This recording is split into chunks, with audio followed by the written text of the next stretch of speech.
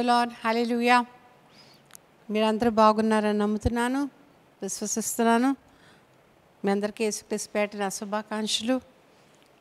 మరి వాక్యం కోసం మీరు సిద్ధంగా ఉన్నారని నమ్ముతున్నాను. మనం వాక్యం కోసం సిద్ధపడదాం.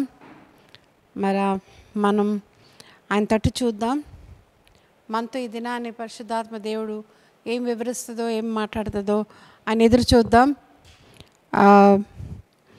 బైబిల్ అందరూ తెరవండి, సిద్ధంగా ఉండండి. అందరూ ఒకసారి చూడకపోవచ్చు, వాక్యం వినకపోవచ్చు, కానీ ఆ దినాల్లో చూస్తూ ఉంటారు. చాలా మంచిది. మీకోసం కూడా మేము ప్రార్థన చేస్తున్నాం, మీరు మా కోసం కూడా ప్రార్థన చేస్తున్నారని నమ్ముతున్నాం. ఎందుకంటే అందరి ప్రార్థనలు మాకెంతో అవసరం. హల్లెలూయా. మనము సంఘాలకి మనము వెళ్తున్నట్టుగా ఇది ఆన్లైన్ సంఘం. ఆన్లైన్ సంఘంలో మీరు మా ఒక విశ్వాసులుగా ఉన్నారు, ఒక సంఘంగా ఉన్నారు అని తెలియపరుస్తున్నాను మా వ్యూయర్స్కి. చాలా సంతోషం అండి. వాక్యం చూసుకుందాం. యేసుక్రీస్తు ప్రభు వారు ఎన్నో పార్ట్స్ అనగా ఎన్నో పనులు నిర్వర్తించారు ఈ భూమి మీద వచ్చినప్పుడు. మరి అది మనము ఒకటి ఒకటి ఒకటి ఒకటి చూసినట్లయితే అన్నీ చేశాడా మన కోసం. అన్ని కోణముల నుంచి యేసుక్రీస్తు ప్రభుని మనము మరి చూడాలా. మన కోసం మరి అన్ని యాంగిల్స్, ఎన్ని రోల్స్ ప్లే చేశారు. ప్రభు కోసం ఒక్క చిన్న పని చేయడానికి మనము ఎంతగానో మనము బాధపడతాం. ఒక హోల్ నైట్ ప్రేయర్కి వెళ్తే ఆ వారం అంతా మనం ఎంతో అలసిపోయినట్టు, నిద్ర లేనట్టు, ఎన్నో పోగొట్టుకున్నట్టు, ఒక్క దినము ఉపవాస ప్రార్థన ఉంటే అయ్యి బాబోయ్ మనం ఉపవాసం ఉండిపోయాం అనుకుంటాం. కానీ మరి యేసు ప్రభు వారు ఎన్ని ఎన్ని ఎన్ని ఎన్ని ఎన్ని roles he played for us, ఎన్ని చేశారు అన్నది మనము ఆశ్చర్యపడవలసిన అవసరత ఉంది. ఇంతకు క్రైదనం చేసిన విమోచకుడు, మన అటోనింగ్ సాక్రిఫైస్, మనకు ఒక బలియాగమైన దేవాది దేవుడుగా నరావతారగా వచ్చినట్టుగా గత వారం చూసాం. మరి ఈ వారం మనం చూసిన విషయం, మరి ఆయన ఇంకా మరి మన కోసం ఏం చేశారని తెలుసుకుందాం. అది వాక్యం చదివి సహాయం చేయండి. హెబ్రీలకు రాసిన పత్రిక 9వ అధ్యాయం 15వ వచనం. ఈ హేతువు చేత మొదటి నిబంధన కాలంలో జరిగిన అపరాధముల నుండి విమోచనము కలుగుటకై ఆయన మరణం పొందినందున పిలువబడిన వారు నిత్యమైన స్వాస్యమును గూర్చిన వాగ్దానమును పొందు నిమిత్తము ఆయన క్రొత్త నిబంధనకు మధ్యవర్తి అయి ఉన్నాడు. మరి యేసుక్రీస్తు ప్రభు వారు కొత్త నిబంధనకు ఒక మధ్యవర్తిగా అయి ఉన్నాడు అన్న విషయము మనం తెలుసుకోబోతున్నాం. అందరూ మనం చూడబోతున్నాం. ఆయన విమోచించి మరి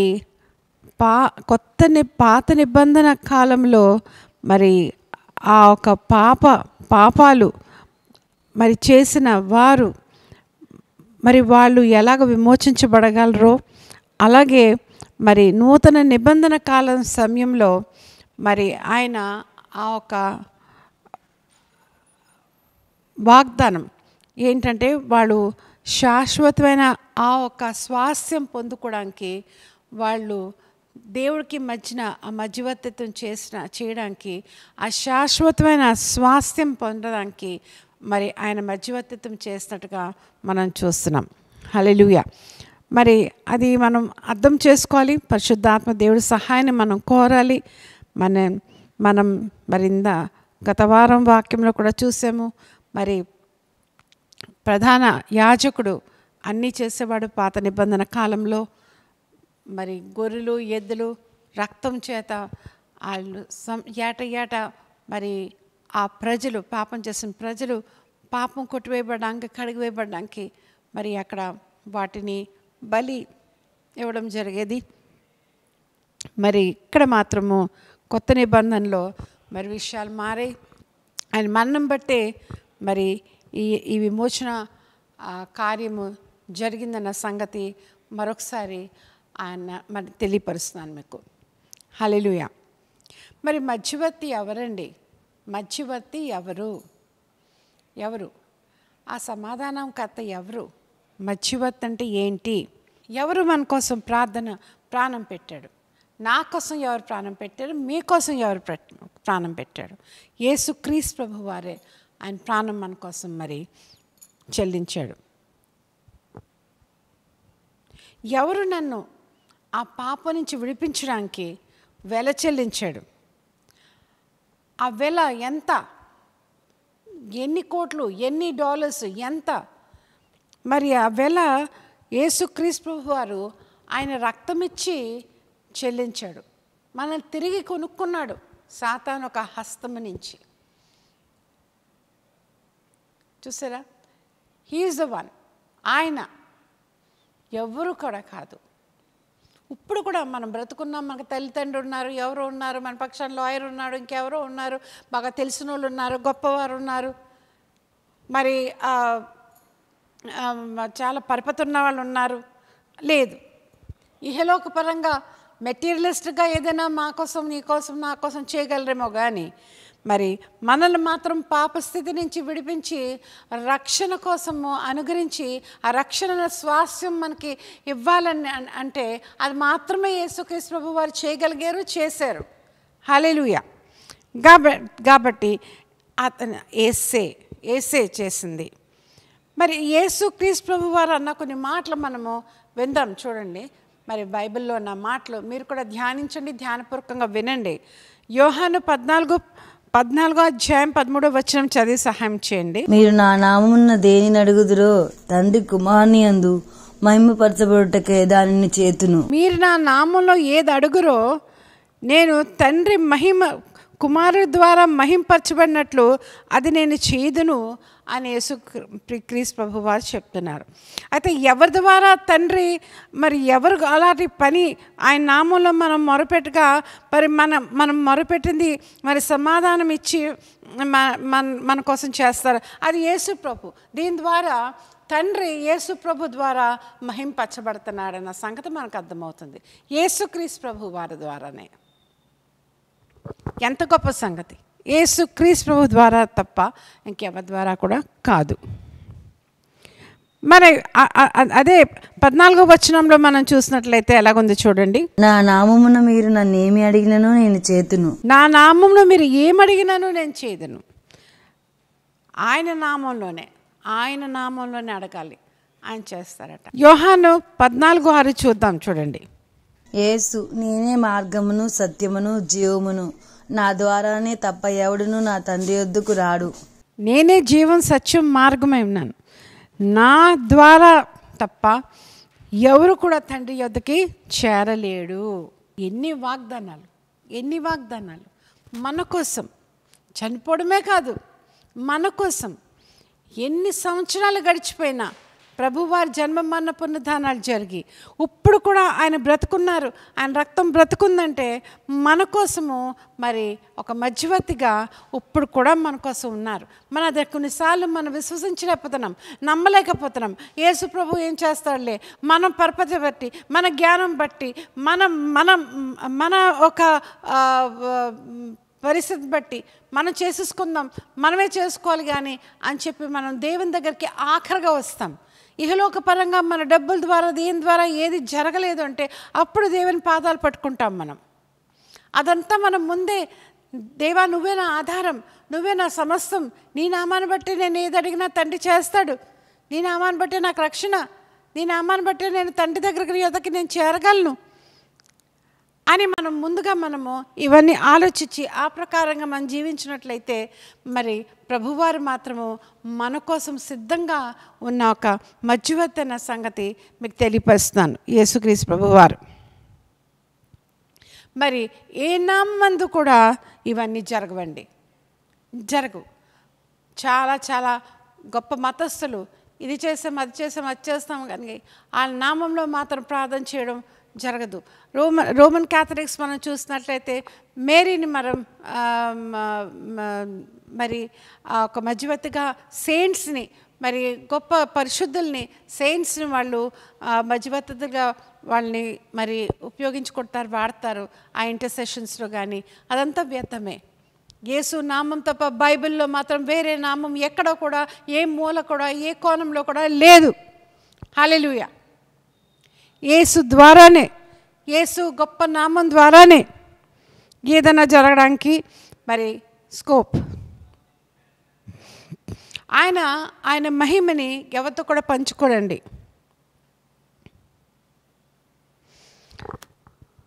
మరి మనం బైబిల్ అంతా కూడా తిరిగేసేసి వెతికినా కానీ మనకు ఏ పేరు, ఏ ఒక సెయింట్ మరి ఎవరు కూడా మనకి అక్కడ కనపడడు అదర్ దెన్ జీసస్ క్రైస్ట్ తప్ప, యేసుక్రీస్తు ప్రభువారు తప్ప. ఎంత మరి ఇది నిజాలు. బైబిల్ తెలిసి మనం చూసినట్లయితే ఈ వాగ్దానాలతో మనం చేపట్టుకొని మనం ఒక ప్రతి పరిస్థితిలో మనము ఆయన మీద మనము ఆనుకొని ఉన్నాము అని చెప్పి అడుగడుగున if you show a dependency on our lord and saviour Jesus Christ who's a mediator, God is ready to answer and do anything for us. మనము ప్రభు మీద ఆనుకొని ఉంటాం ప్రతి నిత్యము, ప్రతి చిన్న విషయంలో, ఎక్కడికైనా వెళ్ళే విషయంలో, ఎక్కడి నుంచి వచ్చే విషయంలో, ఒక ప్రయాణం విషయంలో, ఒక డబ్బు ఖర్చు విషయంలో, ఒక తలంపు విషయంలో, ఒక ఆలోచన విషయంలో, ఇలా చేద్దామా అన్న ఒక పరిస్థితి విషయంలో మనకు ఆలోచనకర్త ఎవరు, మనల్ని నడిపించే ఆ మధ్యవర్తి ఎవరు, ఆ తండ్రి మనకి సహాయము అందించింది ఎవరి ద్వారా?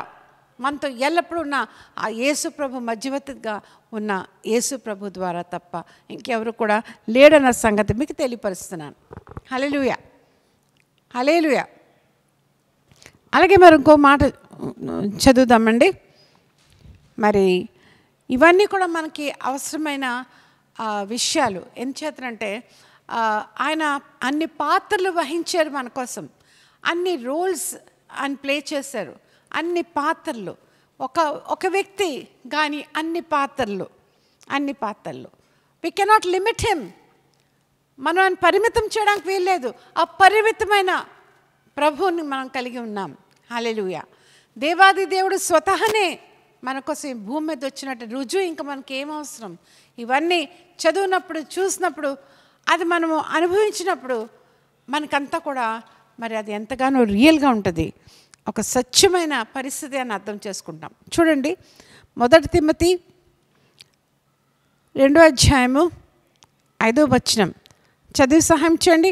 చాలా మంచి వాక్య భాగం. మరి అది మనం ఎంతగానో లోతుగా మనం అది మన హృదయంలో మనము అది లెక్కించాలి. దేవుడు ఒక్కడే, దేవునికి నరులకును మధ్యవర్తియు ఒక్కడే, ఆయన క్రీస్తు యేసు నరుడు. There is no mediator between God and man, only Jesus Christ. అది మనకి ఎంతగా అర్థమవుతుందో నేను చెప్పలేను. కానీ నాకు నిజంగాన నా చిన్నతనం నుంచి లేక యవ్వన ప్రాయంలో అడుగు పెట్టక ముందు నుంచి కానీ బైబిల్ సంగతి తెలీదు, యేసు ప్రభు సంగతి తెలీదు, చర్చికి వెళ్ళడం నాకు తెలీదు, సండే స్కూల్ కోసం తెలీదు, క్రిస్టియానిటీ ఏటో తెలీదు, క్రిస్టియానిటీలో ఈ లోతైన మర్మాలు నాకు తెలీదు అండి. మా స్కూల్స్లో మోరల్ సైన్స్ ఉండేది. ఇంకా మరి ఒక స్కూల్లో మరి చదివేదాన్ని, మౌంట్ కార్మెల్ అని. అక్కడ వాళ్ళు కొంతమంది అక్కడ ఆ పైన చాపెల్కి వెళ్ళేవారు. మరి అనుకునేదాన్ని, ఏంటి ఇదేంటి ఇలా కట్టుకొని ఏదో అలాగ వెళ్తారు, అలాగా ప్రార్థన చేస్తూ ఉంటారు అనుకునేదాన్ని. అంతేగాని నాకేమీ తెలీదు. కానీ మీరు నమ్మండి, ఒక పరిస్థితి ఎలాగొచ్చిందంటే, ఎందుచేతనంటే మరి మాట మీకు ఎందుకు తెలియపరుస్తున్నానంటే, మరీ ఎందుకు తెలియపరుస్తూ ఉంటానంటే, మరి ఆ ఒక నా జీవితంలో జరిగిన ఆ భయంకరమైన సంఘటన ద్వారానే నేను ఏదైనా తెలుసుకోగలిగాను, ఏదైనా నేర్చుకోగలిగాను. ఏంటి తెలుసుకోగలిగాను, ఏంటి నేర్చుకోగలిగాను అంటే, I was in my natural state in the world. అనగా నేను నా ఒక స్వాభావికమైన మనిషి రూపంలోనే ఉన్నాను, కానీ స్పిరిచువల్ మ్యాన్ నాలో అవేకన్ అవ్వలేదు. నాలో ఆత్మీయ పురుషుడు నాలోని మరి జన్మించలేదు. మరి ఆ స్థితిలో ఉన్నాను. లోక అందసందాలు, లోకంలో ఉన్న చదువులు, పరపతి, గుర్తింపు, రికగ్నిషన్, కులము, మత గర్వము, ఇవన్నిటితో కొట్టుమిట్టిలాడిపోతున్న సమయం. మరి బూది పునాదులు వేయబడక మునిపే ఆ దివాది దేవుడికి నా మీద ఆయన కందృష్టి ఒక ప్రణాళిక నా పట్ల ఉందన్న సంగతి, I was destined by God అన్న సంగతి నాకు తెలియదు. 4 బిడ్డల్లో నేను ఆఖరిదాన్ని. నాన్నదమ్ములందరికంటే నేను చాలా చివారిని, చాలా వయసు తేడాలో పుట్టాను. నేను ఫ్యామిలీ ప్లానింగ్ నా పేరెంట్స్ చేసుకున్న తర్వాత నేను పుట్టాను. అటువంటి సమయంలో మరి నా కుమార్తె చాలా అనారోగ్యానికి గురైంది ఢిల్లీలో ఉన్నప్పుడు. మరి నేను ఇవన్నీ తెలుసుకోవడానికి ఎన్ని సంవత్సరాలు పడతాయండి? ఎన్ని లోతైన మర్మాలు తెలుసుకోవడానికి ఎన్ని సంవత్సరాలు పడుతుంది? రక్తం కోసం, యేసుక్రీస్తు ప్రభు కోసం, మధ్యవర్తి కోసం, ఆయన బలి చేసిన బలియాగం కోసము, ఆదికాండం నుంచి ప్రకటన గ్రంథంలో జరిగిన అంత సన్నివేశాలు నాకు ఎన్ని సంవత్సరాలు పడతాయి, ఎన్ని జీవితాలు పడతాయండి? అంతా కూడా సిస్టమేటిక్గా నాకు తెలుసుకోవడానికి మనం ఊహించలేం. ఎందుకంటే అటువంటి స్టేట్లో ఉన్నాను, అటువంటి స్థితిలో ఉన్నాను.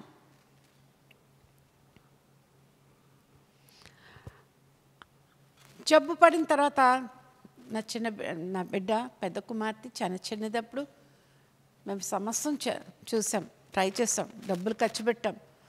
మరి పిల్లర్ టు పోస్ట్ ఒక హాస్పిటల్ నుంచి ఒక హాస్పిటల్కి తిప్పాం, కానీ ఏదీ లేదు, ఏ డయాగ్నోసిస్ లేదు. ఎందరో వచ్చి ప్రార్థన చేసేవారు. ఢిల్లీలో ఉన్న క్రిస్టియన్స్ అందరూ కూడా మరి తెలుసుకొని ప్రార్థన చేయడానికి వచ్చేవారు. ఎయిమ్స్ హాస్పిటల్ వచ్చేవారు, ఆ స్పెషల్ వార్డులో తన కోసం అక్కడ ప్రార్థన చేయడానికి వచ్చేవారు. నన్ను ప్రార్థన చేయమనేవారు, దేవుని నమ్మమనేవారు. నాకేం తెలుసు, నేను అంత యేసుక్రీస్తు ప్రభువుని నమ్మేదాన్ని కాదు, చాలా ద్వేషించేదాన్ని. ఏది చేత కాని వాడు ఒక దేవుడా అనేదాన్ని ఈ నోటుతో.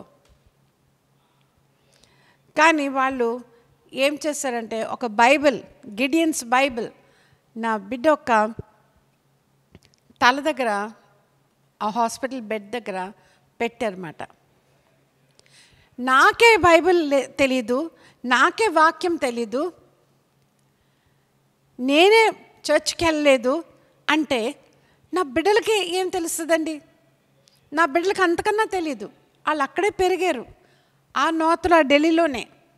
అది అప్పటికి 9 సంవత్సరాలు, తన చెల్లినప్పటికి 7 సంవత్సరాలు. ఏం తెలుస్తుంది? ఇంకా నా బైబిల్లో తన చేతితో ఈ మొదటి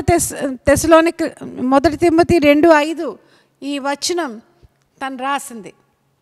there is no mediator between God and man save Jesus Christ అని. ఆ బైబిల్ నా దగ్గర ఇప్పుడు కూడా ఉంది. మధ్యవర్తి కోసం తను ఎందుకు రాసింది? నేను బాగైపోతే మీరందరూ దేవుడు నమ్ముకుంటారా అని అడిగేది ఆ చిన్నపిల్ల. మీరు బాప్టిజం తీసుకుంటారా అమ్మా అని అడిగేది. అది ఎంత అద్భుతం కదా! ఈ వాక్యం, ఇదే వాక్యం అనగా ఏదో జరగబోతుంది తనకు తెలుసు. ప్రభు బయలుపరిచారు. తర్వాత స్నేహ నా బిడ్డ, ఒక పని కోసం దాన్ని పంపించాను ఇన్ని సంవత్సరాలు. ఆ పని పూర్తవుతా ఉంది, నేను తీసుకుంటాను అంటే ఆ significance of being a mediator నాకు తెలీదు. విమోచకుడు అంటే నాకు దాని సిగ్నిఫికెన్స్ తెలియదు, దాని అర్థం తెలియదు. మన కోసం బలి అయ్యాడు అంటే తెలీదు. నేను అర్థం చేసుకోలేకపోయేదాన్ని అవన్నీ కూడా. నా భర్త నాకు యేసుక్రీస్తు ప్రభు వారి కోసం కొన్ని విషయాలు చెప్పాలని చూసినా కానీ ఎప్పుడు చెప్పడానికి డేర్ చేయలేదు. కానీ అప్పుడప్పుడు ఏదైనా చెప్పాలనుకున్న మా అత్తగారు అది మాత్రం నేను కొట్టేసేదాన్ని. ఎలాగవుతుంది అలాగా అని. కానీ అవన్నీ కూడా నేను అర్థం చేసుకునేలాగా, ఆ సిగ్నిఫికెన్స్ అర్థం చేసుకునేలాగా నా బిడ్డ ద్వారా మరి అదంత ఘోరాది ఘోరమైన మరణానికి గురైందే ఆ రక్తమంతా కారిపోయి ముక్కలు ముక్కలు పడిపోయి మరి ఆ బిడ్డ మరి దేవుని స్థానంలో అయితే లేదు, కానీ దేవుడంత గొప్ప కాదు, కానీ నేను మాత్రమే అర్థం చేసుకొని దేవునిలోకి నడవాలని, దేవుని పని ఆయన ప్రణాళిక నేను పరిపూర్ణం చేయాలని, నన్ను పట్టుకోవాలని దేవాది దేవుడు మరి అంతలాంటి ఆత్మగర్తింపు మరి ఒక శిక్షణలో పెట్టి ఆ పాప స్థితి నుంచి, ఆ లోకస్తురాలుగా ఉన్న ఒక పరిస్థితి నుంచి నన్ను విడిపించి నన్ను రక్షించి మరి తను ఆత్మానుసారమైన మార్పు కలిగి రక్షించబడి బ్యాప్టిజం తీసుకోవడం జరిగింది. అప్పటి నుంచి పరిశుద్ధాత్మ దేవుడు మాత్రమే మరి ప్రతిదీ కూడా నాకు బోధించడం ప్రారంభించాడు. హల్లెలూయా. కొన్నిసార్లు ఇవన్నీ నాకు ఎలా తెలుసు అని నాకు నేను ప్రశ్నించుకుంటే, నాకు ఎలా తెలిసింది? Is a super natural God. ఆయన నా పట్ల అంత భారం వహించాడు. ఏంటి నాలో గొప్ప, ఏమి నేను చెయ్యాలి దేవుని కోసం అన్నది విశాఖపట్నం నడిపించి ట్రాన్స్ఫర్లో మమ్మల్ని నడిపించిన తర్వాత మరి సేవ, ఈ సంఘం, ఈ మినిస్ట్రీ ఇవన్నీ కూడా నా చేతికి అప్పచెప్పడం జరిగింది. హల్లెలూయా. ఈ మాటలు ఉత్త మాటలు కాదండి. వీటికి ఎంతో లోతైన అర్థం ఉంది. నేను నా కళ్ళారా నా జీవితంలో నేను అనుభవించి రుచి చూసిన మాటలు. ఆ బిడ్డను పట్టుకొని యేసై ముందు నడిచేసారు, నేను వెనకాతలని నడుచుకుంటూ నేను వస్తూ ఉన్నాను. నేను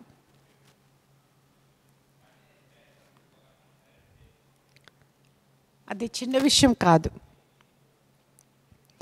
కాబట్టి ఆస్క్ గాడ్, మీరు ask for a fresh revolution from God. దైవపరమైన ఆ ఒక రెవల్యూషన్ ఆయన మరి దర్శిస్తాడు, తెలియపరుస్తాడు. ఇంత భయంకరమైన విధానంగా కాపోవచ్చు. I deserve that. చాలా మొండిదాన్ని. ఒక దెబ్బ కొట్టి మార్చుకున్నాడు. అటువంటి దెబ్బ కాదు. నీ కట్టడలు నేర్చుకున్నట్లు శ్రమ నొంది ఉండట మేలైంది అనే కీర్తనకారుడు 119 దావీదు కీర్తనలో 71 వచనంలో చెప్పిన రీతిగా ఆ దెబ్బ కొట్టి నన్ను పట్టుకున్నాడండి ఆ దేవాది దేవుడు. నేను దుఃఖపడను. ఆ బిడ్డే ఆ రీతిగా చనిపోతే నేను దేవుని తెలుసుకోపోయి ఉండేదాన్ని అన్న సంగతి తెలియపరుస్తున్నాను. ఈ దినాన్ని అందరికోసమో విజ్ఞాపన చేయగలుగుతున్నాను. ఈ దినాన్ని నేను తెలుగులో మాట్లాడగలిగి మీ అందరికీ నేను ఈ వాక్యాన్ని ఇలా తెలియచెప్పగలుగుతున్నానంటే అది కేవలం దేవుని కృప. మరి మనం చూద్దాం యాక్ట్స్ 4:12లో, మరి ఎవని వలనను రక్షణ కలగదు, ఈ నామమునే మనము రక్షణ పొందవలను గాని ఆకాశం క్రింద మనుషులలో ఇయ్యబడిన మరి ఏ నామమున రక్షణ పొందలేము అని. మరి ఏ నామంలో ఆకాశం, భూమి, పరలోకం ఎక్కడ కూడా మరి ఇవ్వబడలేదు. ఈ యొక్క నామమే, యేసు ప్రభు నామమే మనం రక్షించబడాలంటే ఇవ్వబడిందన్న సంగతి మీకు తెలియపరుస్తూ ఉన్నాను. హల్లెలూయా. కాబట్టి మనం రక్షించబడాలంటే మరి నేను దేవుడిని నేను విమర్శించటం లేదు, కానీ ట్రై జీసస్ అని అంటలేదు, కానీ నేనేమంటున్నానంటే నేనే జీవం, సత్యం, మార్గం. ఏ నామం ద్వారా ఒక ఫారెన్ గాడ్, ఒక విదేశాలకు కలిగిన దేవుడు మన దేవుడు కాదు అని చెప్పి మనకి తోసివేయే యేసుక్రీస్తు ప్రభుని దేవుని నమ్మిన వాళ్ళు వింటున్నారు, నమ్మలేని వాళ్ళు వింటున్నారు. అందరికీ యేసు దేవుడే. హల్లెలూయా. అందరి కోసం తన ప్రాణం పెట్టాడు, తన రక్తాన్ని కార్చాడు. మన ఒక ప్రధాన యాజకుడు యేసు తండ్రి కుడిపార్శ్వంలో మన కోసం ఉండి ఆయన విజ్ఞాపన దివారాత్రులు చెల్లిస్తున్నాడన్న సంగతి మనం అర్థం చేసుకోవాలి. హల్లెలూయా. దివారాత్రులు మన కోసం మరి విజ్ఞాపన చెల్లిస్తున్నాడు. అందుచేతనే విజ్ఞాపన కర్తలకి ఎంత గొప్ప స్థానం. Are you an intercessor? Do you know one of the greatest calling we can have is to be an intercessor for people and between God and man. మనము దేవుడిని అనుకరించి ఆయన వహించిన పాత్రలు మనం అనుగ్రహించి మనమంతగా మనం చేయలేమేమో కానీ మనము ఆయన్ని మనం ఇమిటేట్ చేసి మనం ఆయన పని చేయవలసిన వారంగా మనం ఉన్నామన్న సంగతి తెలియపరుస్తున్నాను. ఎందరో బాధల్లో, ఎందరో కష్టాల్లో, ఎందరో ఆర్థిక పరిస్థితుల్లో, ఎందరో దుఃఖంలో, ఎందరో నశించిపోయిన స్థితిలో ఉన్నవారు ఉన్నారండి. వాళ్ళు విడిపించింది ఎవరు? ఆ బంధకాల నుంచి పైకి తెచ్చినది ఎవరు? వాళ్ళని రక్షించింది ఎవరు? ఆ పని ఎవరికి ఇవ్వబడింది? ఆ పని మనకే కదా ఇవ్వబడింది అన్న సంగతి మనము తెలుసుకోవాలన్న సంగతి మీకు తెలియపరుస్తున్నాను. పరిశుద్ధాత్మ దేవుడు మనల్ని ప్రార్థన చేయడానికి ఎల్లప్పుడూ కూడా సహాయకుడిగా మన పక్కన ఉంటాడు, మనలో ఉంటాడు. పాత నిబంధన కాలంలో అయితే మరి ఆ ప్రధాన యాజకుడు మరి ఒక పాపి కోసం ఆ మనుషులు పక్షాన మరి విజ్ఞాపన చెల్లించేవాడు బలి అర్పిస్తూ. కానీ మన కొత్త నిబంధనలో మాత్రం మన ప్రధాన కాపరి అలా యేసు మన కోసం ఎల్లప్పుడూ కూడా మరి ఆ మధ్యవర్తిత్వం చేస్తూ విజ్ఞాపన చెల్లిస్తున్నాడన్న సంగతి మరి మనం తెలుసుకుంటున్నాం. చాలా సంతోషం. మరి దినాన్ని మీరు వాక్యం అంతా చక్కగా లోతుగా అర్థం చేసుకున్నారని నేను నమ్ముతున్నాను. మనం దేవాది దేవుడికి ఇంతవరకు తక్కువ విలువ ఇచ్చి ఉంటే, ఆయన విషయం లోతుగా మనం తెలుసుకోలేకపోయి ఉంటే, ఈ వాక్యం ద్వారా తెలుసుకోవడానికి మీరు ప్రయత్నించండి. బైబిల్ ఇంకా క్షుణ్ణంగా చదవండి. పరిశుద్ధాత్మ దేవుడు మీకు అందరిష్టం ఇంకా తెలిసేలాగా మరి అడగండి. I'm sure God is going to give you fresh revolution, letting you know many more deeper things. Praise God. చాలా సంతోషం. దేవుడు మిమ్మల్ని బహుగా దీవించునుగాక. తలలు వంచినట్లయితే ప్రార్థన చేసుకుందాం. పరిశుద్ధ ప్రేమగల మా తండ్రి, మా గొప్ప దేవా, నీకే వందములు స్తోత్రం స్తుతులు చెల్లించుకున్నాం. దేవాది దేవా, సర్వసృష్టికర్త, జీవాధిపతి, సర్వంతర్యామి, మా కోసం ప్రాణం పెట్టిన దైవమా, మా కోసం నాయన ప్రభా క్రయధనం చెల్లించిన దైవమా, మా కోసం ప్రభా మమ్మల్ని విమోచన క్రయధనంగా నాయన నీ రక్తాన్ని ప్రభా మా కోసం చిందించిన యేసయ్య, నీకే వందములు స్తోత్రములు. మా కొరకు ప్రభా తండ్రి మధ్యవర్తిత్వం చేస్తున్న యేసయ్య, నీకే వందములు స్తోత్రం స్తుతులు చెల్లించుకున్నాం. ఏమి ఇచ్చి కూడా నీ రుణం మేము చెల్లించుకోలేం. రక్షణ పాత్రను చేత పట్టుకుని సమాజం ఎదురు మా మొక్కుబళ్ళు మాత్రమే చెల్లించుకోగలం ప్రభా తండ్రి.